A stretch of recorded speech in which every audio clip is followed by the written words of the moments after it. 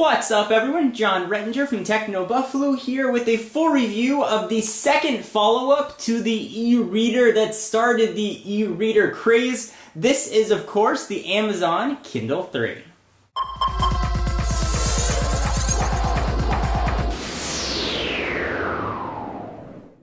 So the first two Kindles, while very useful and quite revolutionary, were not what you'd qualify as pretty. In fact, they were ugly electronics. They just didn't look good. They were cool to use, sort of having the e-reader thing was new, but in the world of nice looking electronics, slick design, the Kindle was not keeping pace. The Kindle 3 really fixes that, and I'm proud to say it's actually a very nice looking device. Let's take a look at the aesthetics and then we'll run down all the specs. So this guy is quite thin. How thin, you ask? Well, let's turn it to the side and bring in a mechanical pencil. You can see that this thing really is quite thin. From a size standpoint, it's 7.5 inches diagonal by 4.8 inch diagonal by 0.335 inches, and it weighs a minuscule 8.5 ounces. So this one has a 6-inch diagonal screen. You can also get the Kindle DX with the 9.7-inch screen. This version here is the Wi-Fi only version. It's going to save back $140. You can kick in some 3G there as well, and everything will look exactly the same. But it's going to add about an extra $50 to your purchase price, bringing you up to $190. Storage-wise, it can store just about 3,500 ebooks. Battery life with the wireless off is an extremely impressive 1 month. With the wireless on, it's going to be 3 weeks. You can download books from the Kindle store, which I'll show you guys in just about 60 seconds. This now has native PDF support, which is really nice. You don't have to pay for it anymore. You just email it to your Kindle address. Of course, it says Kindle and Amazon's Whisper Sync, which sort of syncs up where you are on all of your books. So if you have a Kindle app on your iPad or Kindle app on your iPhone, Android device, I'll always know right where you are. It's got text-to-speech, and we'll show you speakers on the back in just a minute. And you can now look at content in portrait and landscape view, which is quite nice. And of course, really one of the biggest sellers of the Kindle is its 6-inch e-ink display. And e-ink is what you're looking at right here. It's supposed to look like, well, ink, but E. One of the downsides of reading a book on, let's say, an iPad or another sort of LCD type device is that there's usually a decent amount of glare and you're going to have some problems in direct sunlight. Not so with an e-ink display. It's also supposed to reduce some of your eye strain. Alright, so let's go ahead and run through what the hardware looks like. Of course, you've got now a physical QWERTY keyboard on the front, which was there on the previous two versions, but this time it has been redesigned. The keys are a little bit raised, they're still round. You've got a new navigation here on the right. It's a 5-way toggle, so up, down, left, right, and select. Now I have new page forward and back buttons. They're sort of stuck into the side here, and they're not so large you're going to accidentally hit them while you're holding it. They're sort of right on the border, and they have a nice clicky feel to it.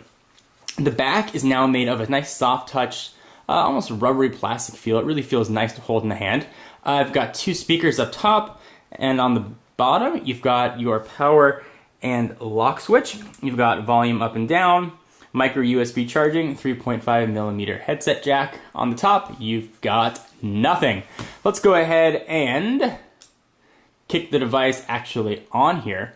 One of the other downsides of the first two Kindle devices, when you wanted to turn a page, the page turn was extremely slow. The Kindle 3 has really fixed that as far as page turn speed. Let me go ahead and open up a book and show you. I was reading, let's say, Freakonomics here. Take a second to open up the book, and I'll pull up right where you were. Page turn is extremely fast.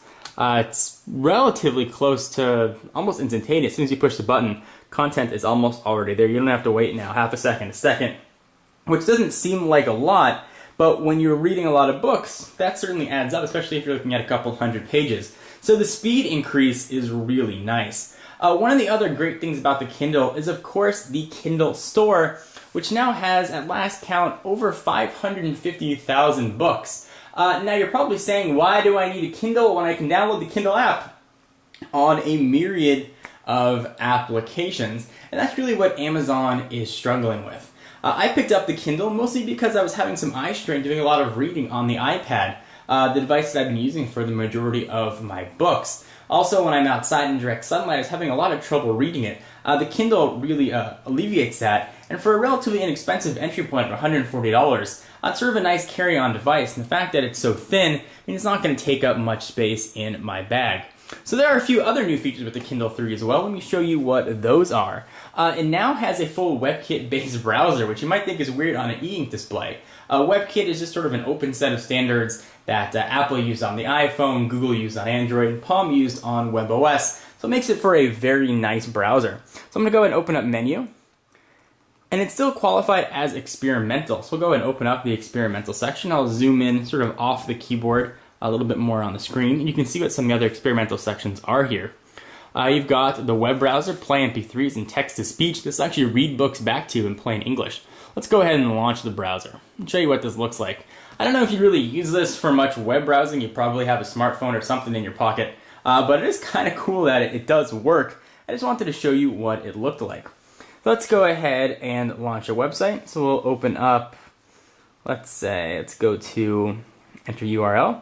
Let's try technobuffalo.com. It pulls up sort of a web page looking top part there. You can see go to with back and front, shows you your Wi-Fi strength and battery. So we'll type in TechnoBuffalo.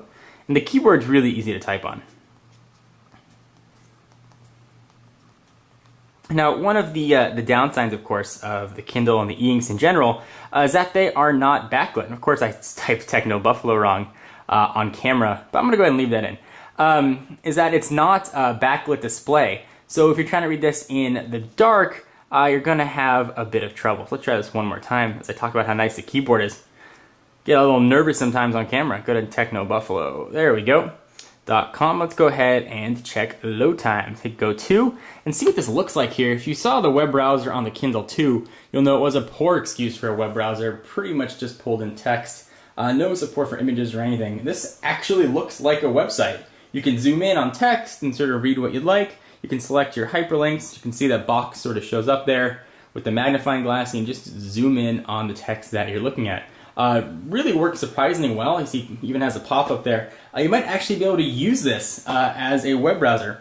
Kind of neat. Let's go ahead and jump back on home. Primarily, this is a ebook reader, and that's really where it succeeds. My biggest thing with the older Kindles was you had to pay to get some PDF functionality, and it wasn't even native. It really only had it on the larger Kindle DX. Now that's fully supported here. So I was reading a jet blue case, and you go ahead and open that up, and it opens up a PDF. One of the things I like too as well is that you can view content now in landscape or portrait. I go ahead and hit the button right down here that will ordinarily change the font size. I'm going to get the option to rotate the screen. You can see it right there. So I can view it with the pictures on top, images down below, left, right, orientation, fit the screen, or zoom any way I want. The Kindle now just has increased functionality.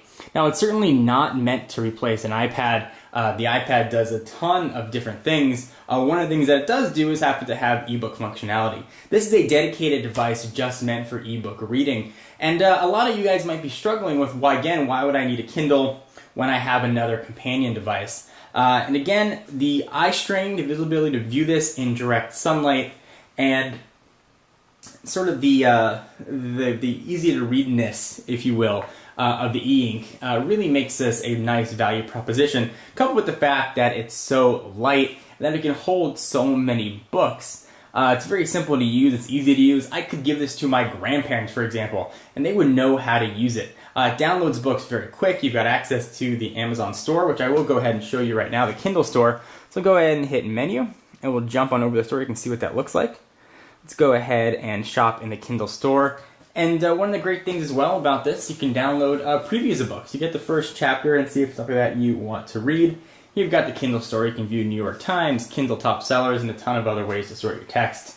Knowing what you're getting into, if you're looking for an ebook reader, that's just an ebook reader that's thin and light and is going to last you for many plane flights, there really isn't much of another choice now other than the Kindle 3. The Nook is out there, but it's still considered last generation compared with this version of the Kindle. A few Sony devices as well.